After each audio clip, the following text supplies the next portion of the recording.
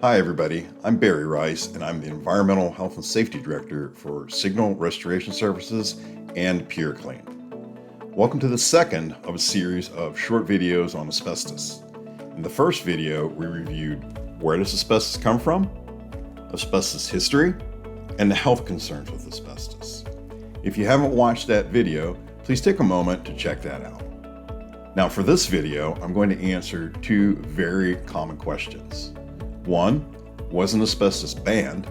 And two, is asbestos still in building materials? Let's get started. From the 1970s through the 1990s, there were multiple efforts to ban asbestos import and use in the United States. In fact, a complete ban was even put in place at one point, but it was reversed shortly after introduction. The bottom line is this: none of the efforts resulted in a complete ban. Now, fast forward to March 2024, the EPA announced an asbestos ban and the final stop of asbestos flowing into the country. The ban stops the import of a type of asbestos called chrysotile. This asbestos has been used in gaskets and other materials for decades. So the ban is great news, right? Well, yes, it's good news, but here's the reality for our restoration industry. There's still asbestos in buildings. For restoration, renovation, and demolition work, this new ban doesn't remove that existing material. However, I believe the new ban leads us in the right direction, and it also leads us to the second question: is asbestos still in building materials? The answer, you know it, the answer is yes. By all means, there's still asbestos in buildings. In fact, this material has been coined legacy asbestos. Let me break down my answer of yes, there's still asbestos into two parts. First, how would you know asbestos materials are still out there? From my professional experience and observations, I have seen plenty of laboratory tests that are still detecting asbestos in building materials. I also see asbestos abatement companies staying busy and performing abatement work, sometimes even completing large-scale asbestos abatement projects. So it's out there. Common examples of this: floor tile, popcorn ceilings, steel pipe insulation with asbestos out there, textured finishes, both interior and exterior. Let me give you some more detailed examples. For instance, buildings like hospitals and commercial buildings in older downtown areas have certainly had abatement work performed over the past decades on them. However, I've seen many instances where walls are removed or areas get exposed for the first time in decades, maybe since original build. It's in these locations where we find untouched pipe insulation or older drywall and joint compound like you see in this picture.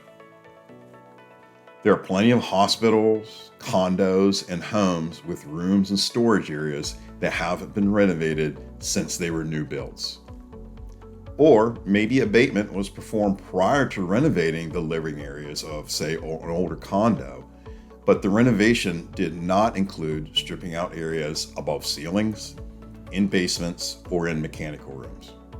So, what happens when that condo building has major damage or needs a complete upgrade to meet electrical and mechanical codes?